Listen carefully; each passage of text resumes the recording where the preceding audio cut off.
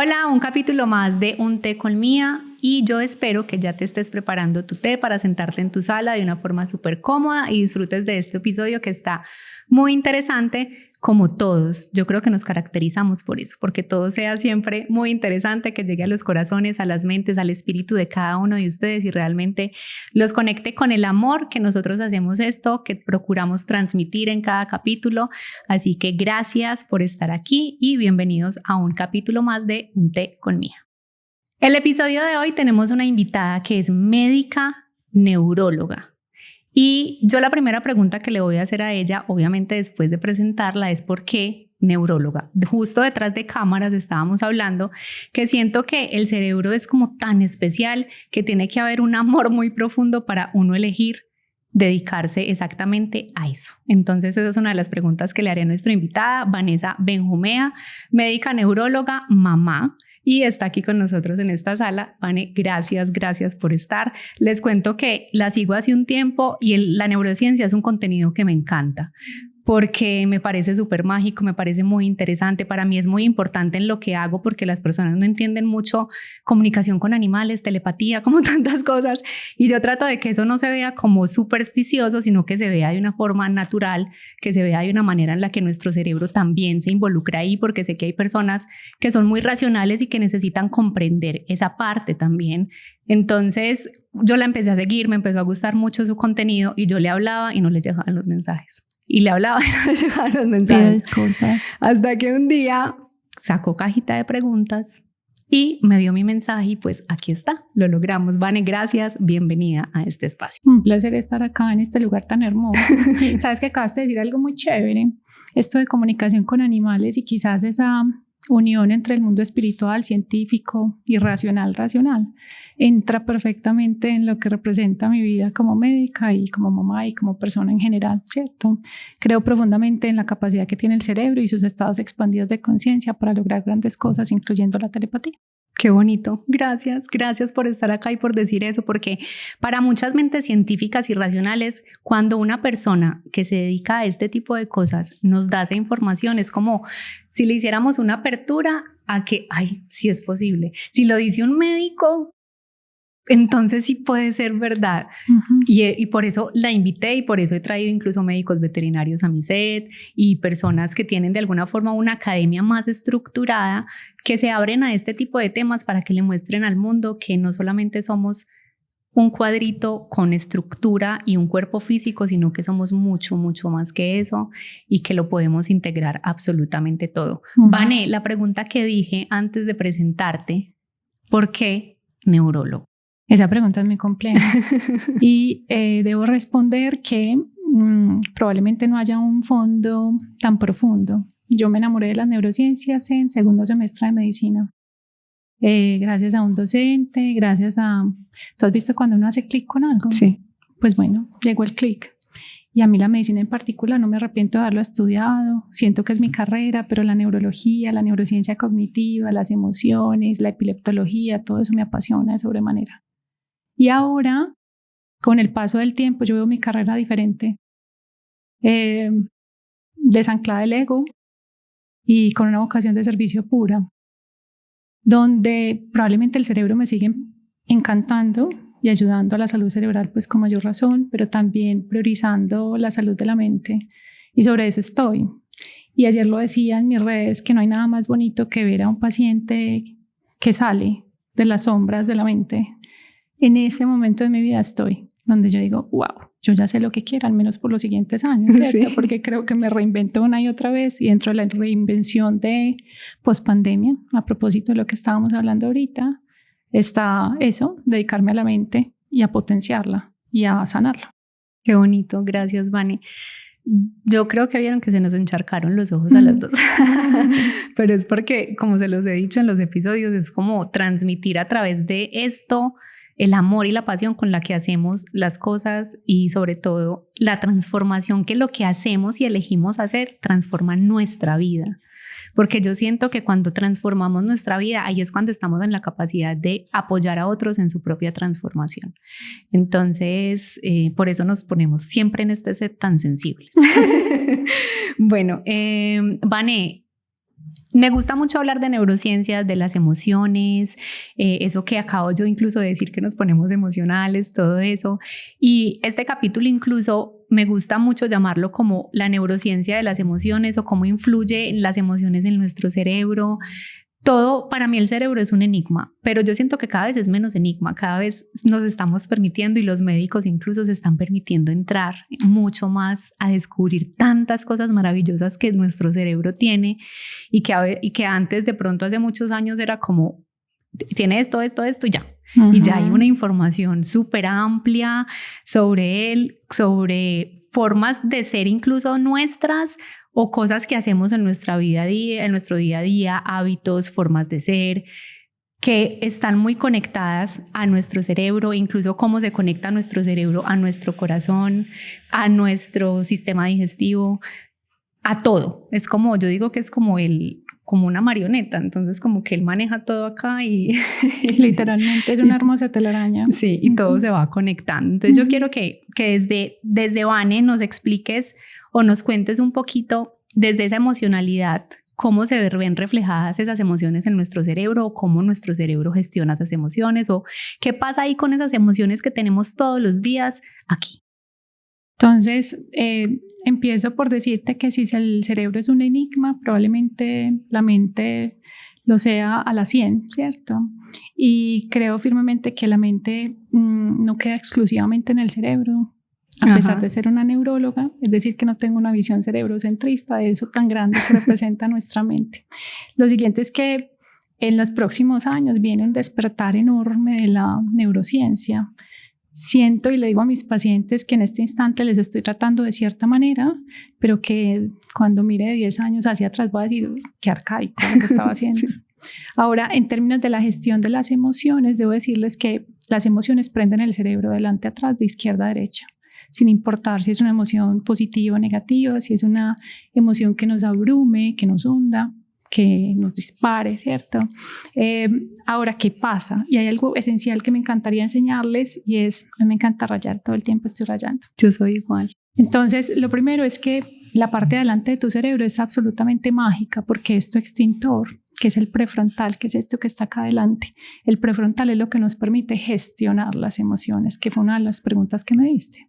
Es decir, que si yo estoy inmersa en un incendio de la mente, como en un estado de pánico, si estoy con ansiedad, si estoy con depresión, si estoy con miedo, es mi prefrontal el que se encarga de atenuar esos síntomas que me están desbordando. Y la amígdala, que yo no sé si la has escuchado. Sí, y de hecho era una pregunta que no te la puse, pero que yo dije, debemos explicarla, porque incluso a veces yo hablo de la amígdala y las personas piensan que son las amígdalas, y yo no, es que tenemos otra amígdala y ustedes no se imaginan la función de la amígdala. Resulta que tenemos 3 amígdalas. Una, la típica en la boquita, la segunda en el cerebelo, que es una parte de abajo del cerebelo, que a veces pone problemas, y quizás la más importante y la que más problemas nos pone y que también nos defiende en medio del estado de supervivencia que nos mantenemos, es esa del lóbulo temporal, que en toda la profundidad del lóbulo temporal, es decir, detrás de la sien, al lado y lado. Resulta que esa amígdala es el hermoso incendio, o sea que el prefrontal se encarga de apagar los incendios que manifiesta la amígdala en la cotidianidad, ¿cierto? O sea que a ti que te interesa en términos de gestión emocional, fortalecer tu prefrontal y regular la reactividad de esa amígdala y conectar súper bien esas 2 regiones, ¿cierto? Por supuesto, la gestión de las emociones trasciende esas fronteras, pero eso es algo súper básico porque si nosotros hablamos, por ejemplo, de meditación, que ahorita hablaremos un poco, entenderemos por qué la meditación nos ayuda a estar más tranquilos. Vane, y esa amígdala, yo he escuchado y he leído que ya se pone grande, se pone chiquita, se pone grande, se pone chiquita. ¿Qué hace que ella se ponga grande, se ponga chiquita y en qué momento, y que, digamos, qué es lo mejor para ella? Mantenerse, yo sé que obviamente no se va a mantener estática, pero ¿cuál es la mejor forma de que ella tenga un estado? Como ¿cuál es su estado ideal? En todo en cerebro la respuesta es el equilibrio, ni muy ni tan. Necesitamos la amígdala para cada cosa en la vida que nos responda. De hecho, el estrés es una respuesta adaptativa frente a algo que está pasando. Entonces te diría que el equilibrio hace la diferencia. Nosotros efectivamente podemos ver en resonancia que la amígdala crezca en términos de volumen, pero muchas veces lo que vemos son los estudios funcionales, que se llaman resonancias funcionales, donde se ve la amígdala como más prendida o más apagada. Y de hecho tenemos estudios en meditación que nos muestran cómo baja esa reactividad de la amígdala o ese prenderse o apagarse sencillamente meditando o haciendo otras prácticas, ¿cierto? Entonces la idea es que mantengamos como decir una amígdala regulada y en equilibrio. En equilibrio. No sobreexcitada. No, exacto, el equilibrio. De hecho, nosotros hablamos de potenciar la reactividad a través de diferentes técnicas, es decir, que ella esté ahí, que me apoye cuando sea necesario, pero que no se sobreexprese para que no salgamos de nuestras casillas. Exacto. Y la depresión o los problemas de ansiedad ya muy extremos, yo siempre les digo que cuidado con la palabra depresión. O sea, menciono mucho eso porque ya últimamente todo el mundo, porque se siente triste, dice que está deprimido. Creo que la depresión es una palabra fuerte que debemos tener cuidado con ella y realmente saber si estamos en ese punto. Pero tiene que ver nuestra amígdala en esos estados. ¿Influye? 100%. Es decir, que nos interesa el prefrontal, nos interesa la amígdala, nos interesan los hipocampos, que son los centros de memoria cuando estamos bajo esos estados, y nos interesa una cosa grandiosa que les quiero enseñar hoy. Hay unas redes neuronales, es decir, que el cerebro ya no nos interesa como desde la estructura exclusivamente, que era lo que hacíamos antes en las neurociencias, que decíamos lóbulo frontal, lóbulo parietal, el occipital, la ínsula y el temporal. Ya decimos redes neuronales, y en esas redes neuronales hay una grandiosa que se llama la red neuronal por defecto, que yo no sé si la hayan escuchado en casa, y hay otras tantas. Esas son de las grandes redes. ¿Y por qué será que es hermosa esa red? Resulta que esa es como la línea autobiográfica del tiempo, y yo uso este mismo lapicero para explicarle a mis pacientes. Yo les digo que este es el yo del presente, este es tu yo del pasado, hay un mosquito por ahí, y este es el yo del futuro.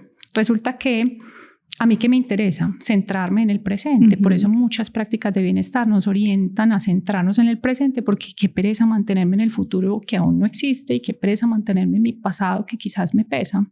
Resulta que, por ejemplo, en condiciones como la depresión o la ansiedad, esta red está conectada de manera diferente. Entonces vamos a hablar que está hiperconectada, y eso nos genera un gran loop, un ciclo donde nos pasamos en el presente, pasado y futuro, en vez de quedarnos en este hermoso presente donde quizás las cosas no están en el 100%, pero que están muy aceptables y que están aquí. Que es suficiente con esta carga para meterme otras cargas más.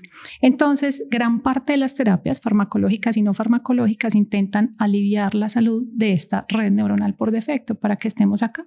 Para estar más en la presencia.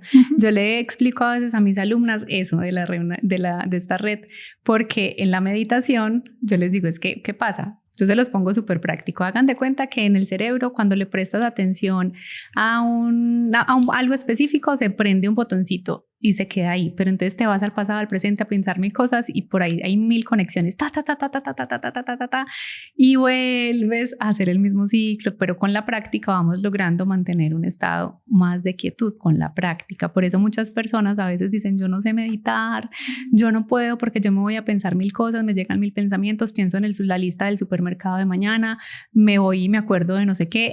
Entonces, dicen que no saben meditar porque no saben estar en el presente o dejar la mente en blanco.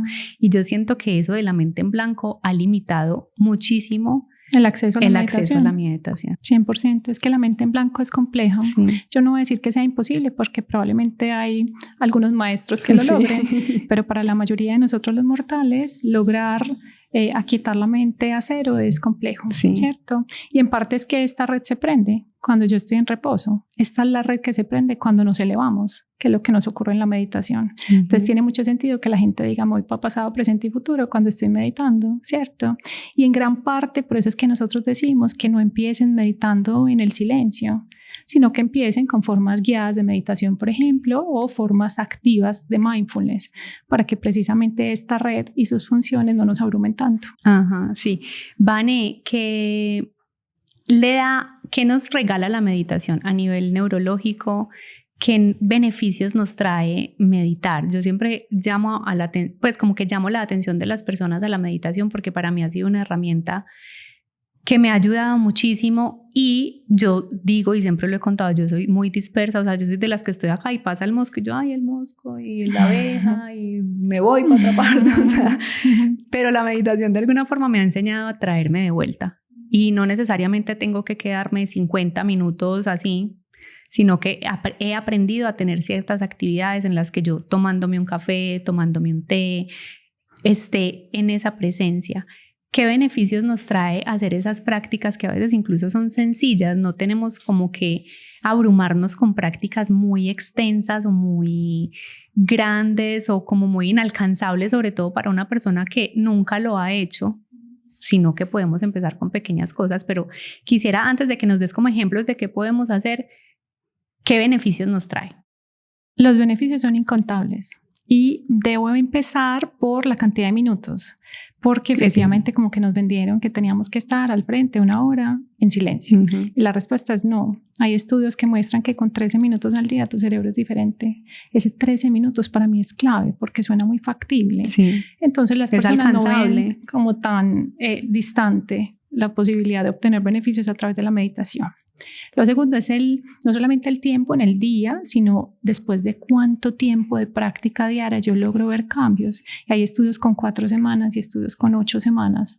O sea que con un mes mi cerebro puede lograr ser diferente y traerlo a mi favor. Y es que yo les digo que la mente puede ser la principal adversaria, pero también la principal amiga. Entonces volvámonos amigos de nuestra mente y meditemos. Ahora, ¿qué beneficios? Y hemos hablado de algunos. 1, potenciar esa reactividad, es decir, modulando la actividad de la amígdala cerebral. 2, fortaleciendo el prefrontal, es decir, fortaleciendo nuestro extintor emocional. Y 3, aumentando la atención plena, que eso es lo que te pasa a ti. En vez de quedarme mirando el mosquito, logro estar aquí en el ahora. Y regreso. Y hay otros tantos, por ejemplo, el estrés.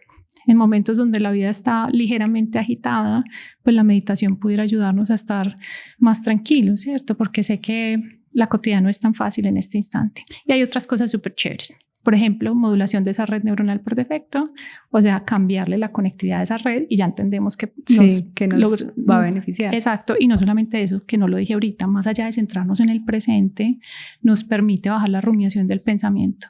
Y eso yo creo sí que eso es con lo que más pelean las personas o peleamos las personas en nuestro día a día, porque todo el tiempo estamos pensando cosas que ni siquiera existen, pensando cosas que no han pasado, pensando cosas que pasaron pero que pues ya pasaron, si yo hubiera, si yo tal cosa o si yo voy a hacer, y se nos olvida esto, que yo voy a un punto y es que los animales nos enseñan tanto esa presencia y rumiamos muchísimo, la ansiedad se genera mucho por estar aquí dándole vueltas y vueltas como la ruedita del ratoncito. Nos pasamos pedaleando, nos pasamos patinando en nuestra propia mente y no llegamos a ninguna conclusión, que básicamente es lo que significa la rumiación.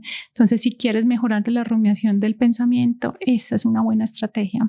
Hay otras cosas súper chéveres como aumentar la neuroplasticidad en los centros de regulación emocional, o sea, formar nuevas conexiones neuronales, mejorar el sistema inmune. Es un montón de cosas que trascienden el cerebro. Y eso nos va a traer también beneficios a nivel físico. Sí, por ejemplo, para modulación de dolor. Entonces, las personas si tienen dolor, por ejemplo, en estados migrañosos o en fibromialgia que es tan frecuente, pues la meditación pudiera ser algo chévere para estar con menos dolor. Wow. A nivel, tú dijiste ahorita algo, y es que eso se me viene a la mente. Tú dijiste que eres neuróloga y epileptóloga. Epileptóloga. Sí, les voy a contar qué es eso. Sí. Resulta que nosotros como médicos nos la pasamos básicamente subespecializándonos. Entonces, en medio de eso me di cuenta que la epilepsia me encantaba. Y la epilepsia es una enfermedad crónica y pues decidí hacer un fellow en epileptología. Y en el fellow hice 2 años alrededor de la epilepsia en particular, cómo ayudarle a los pacientes, cómo ayudarle a sus familias, con tratamientos farmacológicos, no farmacológicos, con cirugía de epilepsia, en fin. Con varias cosas. Y desde la epilepsia, hablando de esa enfermedad específicamente, todo este trabajo a nivel de como fortalecer esas redes neuronales, todo eso, también ayudaría en este tipo de casos de enfermedad. 100%. Es decir, que en condiciones crónicas, incluyendo la epilepsia, nosotros recomendamos el mindfulness como una forma de bajar la frecuencia de las crisis y la intensidad de la misma. Quien creyera, porque uno siempre piensa en tratamientos anticonvulsivantes o en cirugía, pero mindfulness es como para todos. Sí, totalmente. El mindfulness es una forma de meditación más desde la presencia, más desde la acción incluso, desde, como lo que les decía hace un rato, me tomo un té, pero estoy presente en tomarme ese té. Y miren que son cosas que todos podemos hacer. Yo agarro este té, lo tomo, puedo observar la taza, puedo saborear, valga la redundancia, todos los sabores que tiene ese té, la textura, tantas cosas que me traen a estar aquí. Y ahora entonces sí podemos hacer pequeños ejercicios en nuestro día a día para eso. ¿Qué ejercicios que tú conozcas de pronto para una persona que no sea muy experta, porque esto lo ven personas que yo sé que ya meditan un montón y que son súper tesos, como personas que deben estar pensando, yo ya lo he intentado y yo no sé meditar y no sirvo para eso? Primero nos quitamos el pensamiento de que no servimos para eso. Eso es lo primero. Y segundo, Vane, ¿qué ejercicios de pronto prácticos, rápidos, fáciles, como para personas normales, en su día a día podemos hacer que nos favorezcan en todo lo que has dicho y que vayamos implementando cada vez más hasta aumentar el tiempo? ¿Cuáles nos puedes recomendar? Entonces, te voy a decir algo que, primero, el té está muy bueno.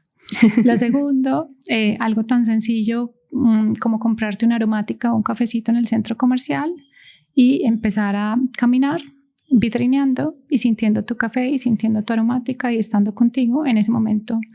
La gente piensa que quizás eso no es una forma de mindfulness, pero claramente lo es. Estás ahí contigo en presencia.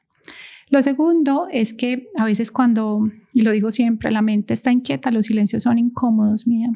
Y yo sé que de pronto lo has sentido y lo han sentido muchas de las personas que están acá con nosotros. O sea que si mi mente está absolutamente abrumada, por favor, no te quedes en silencio porque vas a aumentar esa rumiación del pensamiento. Ahí la invitación es hacer, por ejemplo, formas de meditación guiada, ¿cierto? Entonces yo acudo a las aplicaciones, acudo a podcasts, meditaciones de autocompasión, centradas en el amor, donde sea la palabra la que me guíe la meditación, ¿de acuerdo? Entonces siento que ese sería lo ideal, o hacer formas de mindfulness activo o empezar con meditaciones guiadas súper sencillas, esos 13 minutos en el día a día. Pueden empezar con 3, pueden empezar con 5. Yo le digo a mis alumnas, hagan 1 minuto bien hecho, con conciencia, y van a ver que al otro día o a los 3 días, hice 2. Y luego, hice 5.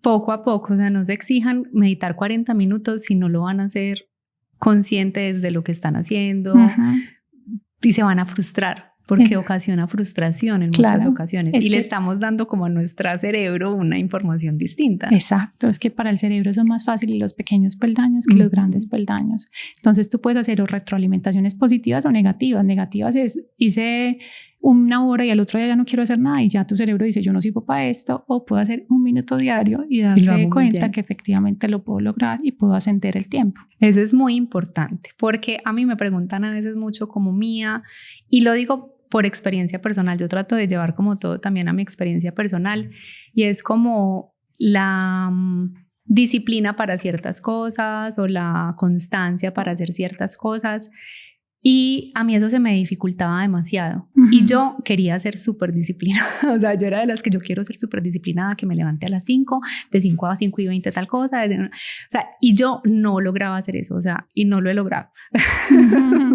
Pero aprendí que mi forma es diferente. Aprendí que mi forma es distinta y que si yo me pongo metas en mi día a día, las logro, quizá no a los tiempos de ponerme 5 a 5:20, 5:10, 6:20, pero las logro a mis tiempos. He aprendido a conocer mis emociones y como el mood en el que estoy. Entonces a veces incluso cambio y no quiero hacer ejercicio en la mañana, lo voy a hacer en la tarde, pero me cumplo con eso. Y a mí me gusta mucho leer y muchas personas me dicen como, ¿cómo haces para leer tanto? Entonces yo les digo, pues yo porque ya tengo una costumbre, pero hay libros incluso que te sacan del modo de lectura porque como que te desconectan. Pero si nunca has leído y quieres empezar a leer, lee 1 hoja diaria. Y cuando menos piensas, pasaste a 2 hojas.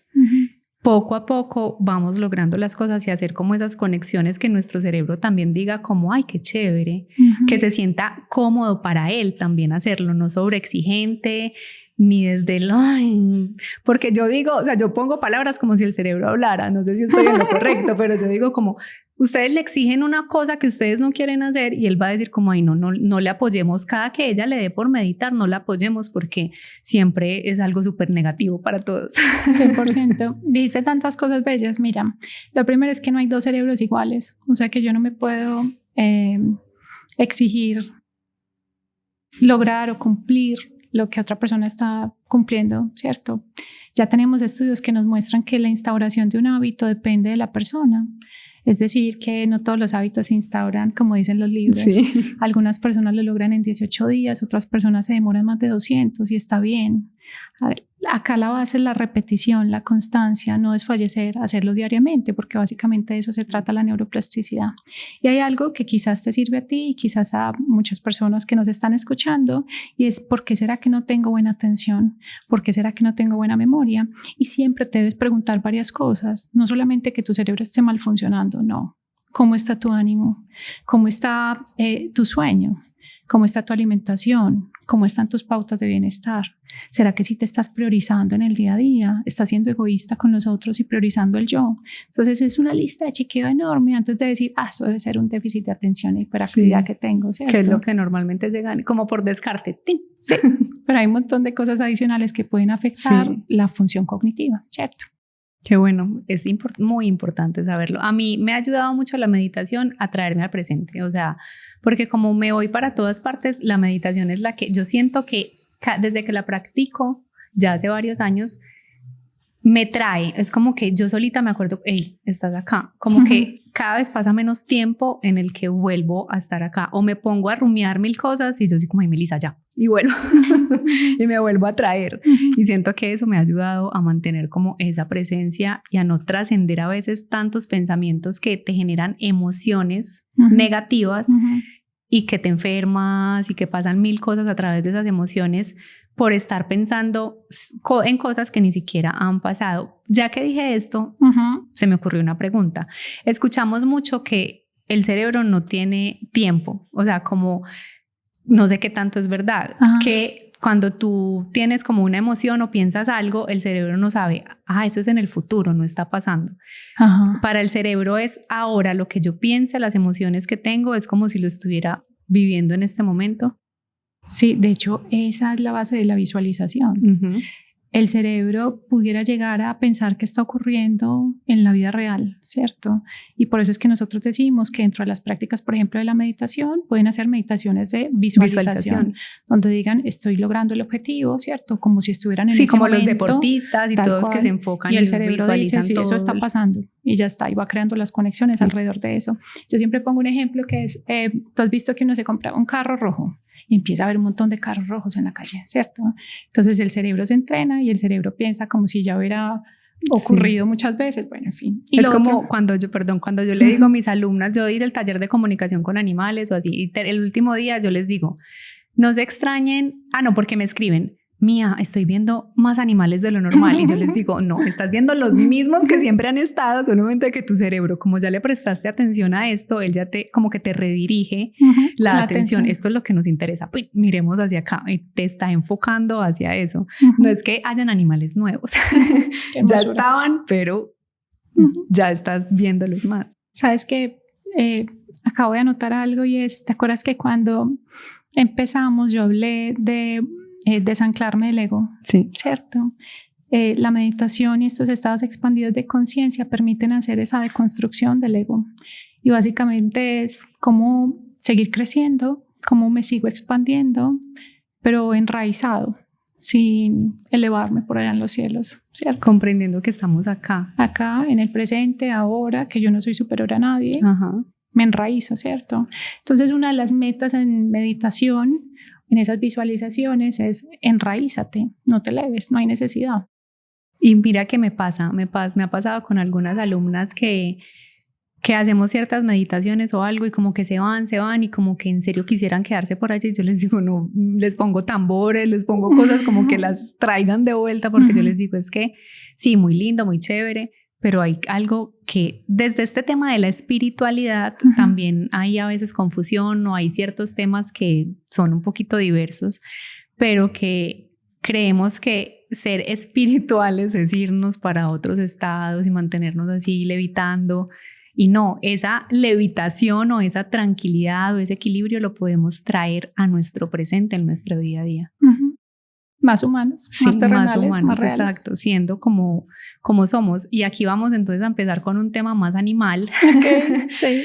Porque para mí esos son los animales. Los animales son seres que están aquí, ahora, enraizados, que no se pierden de su conexión de seres espirituales, porque para mí si hay un ser que tiene sabiduría, son ellos. Los animales viven el día a día, viven en presencia, nos enseñan muchísimo. Yo le digo a las personas, observen todos los días a sus animales de compañía y van a ver cómo ellos mismos se relacionan, las cosas que hacen, cómo no pierden esa esencia de lo que son. Entonces, aprender de eso, aprender de esa presencia de los animales, y miren que ellos están aquí siendo animales enraizados, conectados, viviendo esta experiencia sin olvidar su origen, y no necesariamente tienen que estar por allá sentados, y eso que uno los ve meditando. Tú que tienes muchos animales, porque Vani no me había contado, yo no sabía, apenas llegó me contó que tiene prácticamente una granja.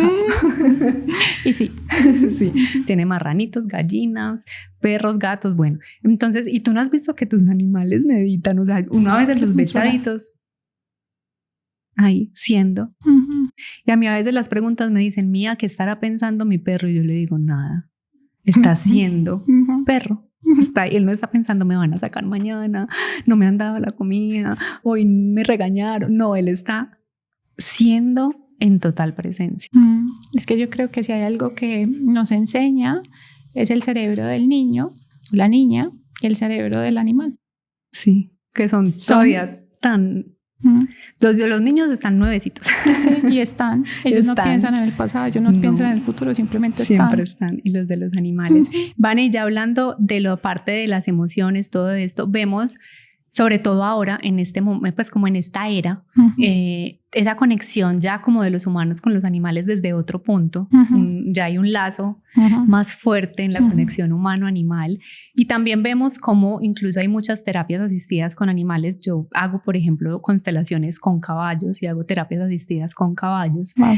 Y pues soy comunicadora animal, y en mi día a día, a través de la comunicación con animales, puedo ver cómo el estado emocional de las personas influye en el estado físico incluso de sus animales de compañía, y cómo ellos incluso influyen en el día a día de sus humanos responsables. Y ya vemos que hay perros de apoyo, animales de apoyo emocional, todo esto.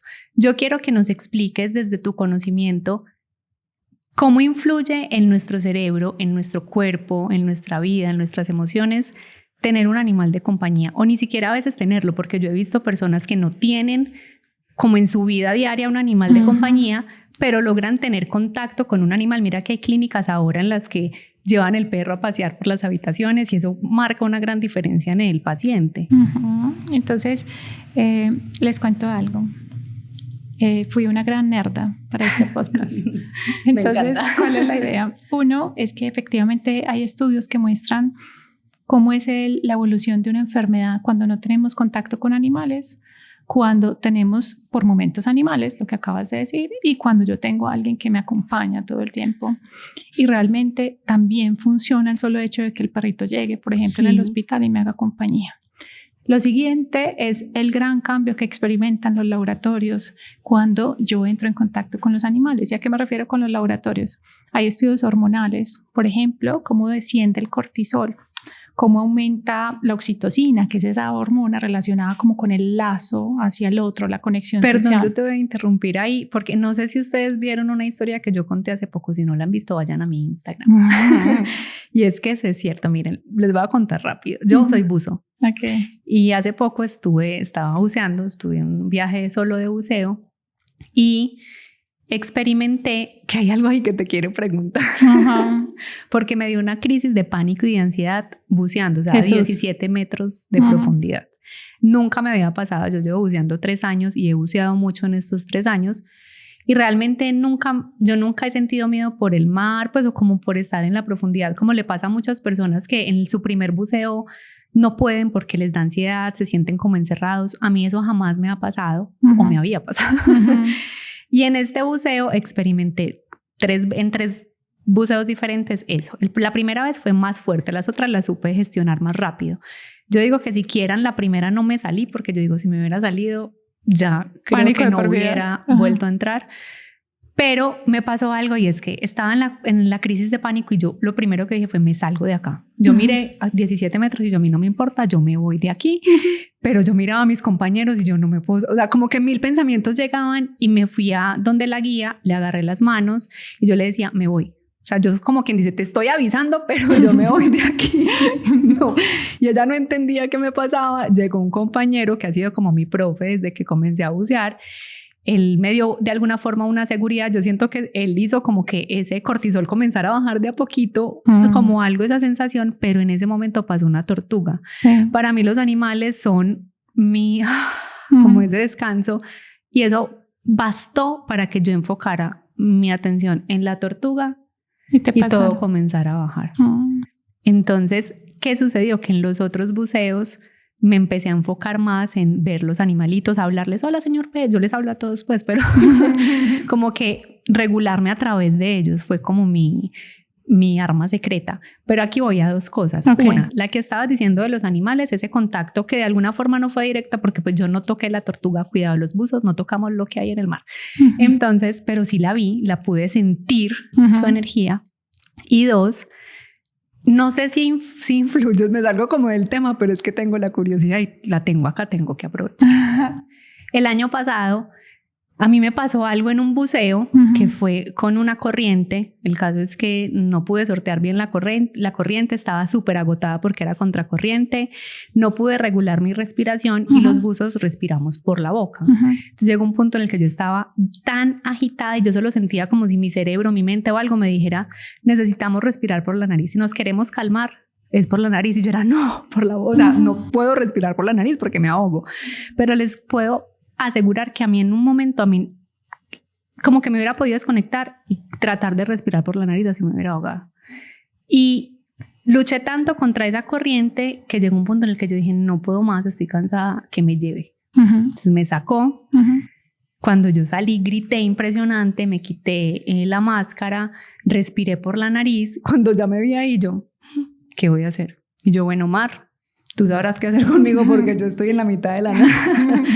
Pero no sé si es que hay como una recordación, porque yo no buceaba desde esa vez. O sea, de mis últimos buceos fue esa experiencia y luego de un año vuelvo a bucear y me pasó esto. No sé si de pronto en el cerebro o en algo hay como una recordación de estoy haciendo esta misma actividad que me generó esa ansiedad y me volví a dar, porque realmente no hubo un factor como la primera vez que me lo ocasionó. La primera vez me lo ocasionó una corriente y 1000 cosas. Pero la segunda todo estaba perfecto, tranquilísimo, o sea, no había como nada que me lo ocasionara. Entonces ahí toqué 2 temas, el animal y la recordación de la... Sí, entonces lo primero es que el haber visto la tortuga no solamente es que te cambie como todas esas sustancias en el cuerpo, más la afinidad enorme que tú tienes hacia los animales, sino también que, por ejemplo, puede ayudarte a bajar la frecuencia del corazón y bajar la presión, que en ese momento además que lo tenías al tope, ¿cierto? Como cuando nos da un ataque de pánico y sentimos palpitaciones. Y lo segundo es que si me dices, Vane, ¿se recuerda el trauma o la experiencia que no fue fácil? La respuesta es sí. A veces ni siquiera entendemos el por qué y el cerebro nos muestra exactamente la misma sintomatología que sentimos en ese momento, sabiendo que en teoría es nuestro algo alrededor distinto. Y nuestro alrededor está tranquilo. Sí. Por eso es que nosotros podemos decir que la mente puede estar inquieta a pesar de que el entorno esté normal, ¿cierto? Entonces tiene mucho sentido. Resulta que esos traumas se pegan de esa amígdala y al lado de la amígdala está el hipocampo, que es el centro con el que grabas nueva información. Por eso las experiencias positivas y negativas necesitan de esa dupla y esa dupla se activa frecuentemente, no necesariamente cuando está el desencadenante, sino también en cualquier momento, ¿cierto? O sea que hice bien en no salirme. Sí, hiciste bien. En lograr gestionarlo y como que dar una nueva información de todo está bien. Todo está bien, sí, es que tuviste anclas en ese momento, ¿cierto? Tuve anclas. Pero está bien también decir que no se puede y salir, ¿cierto? Sí, o sea, también, claro. Porque igual también salir me va a hacer buscar de pronto una ayuda o decir no pude y me pasó esto. No pude y está también bien. Está también bien, sí. Exacto. Genial. Ahora vamos a la pregunta de entonces, ¿cómo los animales que tú nos estabas contando de esos estudios que ya hay, que te interrumpí, logran hacer eso en nosotros? Porque ya hay como cosas que yo hago. Yo hago sanación con caballos, coaching con caballos, constelaciones con caballos, hay terapias asistidas con caballos, hay animales, perros guías, perros de compañía emocional, de soporte emocional. ¿Por qué? ¿Qué efecto tiene ese animal en mi corazón, en mi cerebro, en mí, que logra? Entonces vamos a hablar que hay impacto sobre el cuerpo y hay impacto sobre el cerebro. 1. 2, hasta el momento ya sabemos que baja la frecuencia del corazón, nos baja la presión, o sea que tiene impacto sobre nuestra salud cardiovascular. También que estamos modulando ese cortisol, estamos modulando esa oxitocina y también otros neurotransmisores que probablemente han escuchado, que es esa serotonina y esa dopamina. O sea que estamos mejorando la gestión de las emociones también porque tenemos un animalito al lado que nos está acompañando. Y ojo con lo que me encontré. Lo primero es que la mayoría de los estudios están hechos con perros, con gatos y con equinos. De otros animales, poca información. Lo segundo es que me encontré cosas hermosas en el sentido de mejorar la ansiedad, mejorar la depresión, mejorar el estrés postraumático, mejorar vivencias traumáticas, por ejemplo, el abuso sexual, que se pega de una manera diferente al cerebro y que ese cerebro responda mucho mejor porque tenemos a alguien ahí que nos está ayudando a gestionar ese trauma. Encontré cómo las personas, por ejemplo, con VIH que tienen animales de compañía pudieran responder mejor a su tratamiento farmacológico que se llama la terapia HART o tener mejores defensas, ¿cierto? Que en medicina los conocemos como los linfocitos CD4, ¿cierto? Otras enfermedades, no solamente las cardiovasculares, que se controlan mejor, los episodios de dolor, lo que hablábamos ahorita de fibromialgia. O sea que estamos hablando básicamente que tener estos animales al lado es una forma de mindfulness y de calmar la mente. Y ¿cierto? Es que miren que quienes tenemos animales de compañía sabemos que, por ejemplo, yo cuando estoy en mi casa con mis perros, yo podría estar sentada todo el día en el computador trabajando, haciendo como todo muy lo que tengo que hacer en el día a día, porque ellos a veces no están conmigo, como yo viajo tanto, entonces a veces están pues como con los dos que a veces me mantengo más donde mi mamá. Yo le digo a mi mamá, a mí los tengo que traer ya para mi casa porque ellos me obligan, entre comillas, a sacarlos. Entonces, en esa algo para sacarlos, y es un tip que le doy a las personas que si tienes animales de compañía y quieres comenzar a practicar mindfulness o esto, no salgas con el celular y el perro. Entiendo. O sea, sal con tu perro y sal en serio a caminar con él y observa incluso lo que él hace, cómo lo hace, o sea, vuélvete como un animal con él. En uno, para que disfrutes también de esa naturaleza, de ese paseo, de prestar atención. Yo siento, Vane, que nos cuesta mucho estar con nosotros mismos y por eso lo hablaba incluso con mi mamá hace días. Uno siempre es buscando qué hacer cuando no está haciendo nada y a veces no hacer nada también está bien, o sea, hacer nada, que yo digo que los caballos, por ejemplo, nos enseñan mucho eso, a hacer nada. Ellos están ahí comiendo en su día a día normal, haciendo nada. Están prestando mucha atención a todo lo que pasa en su entorno sin dejar de estar ahí, aquí presentes.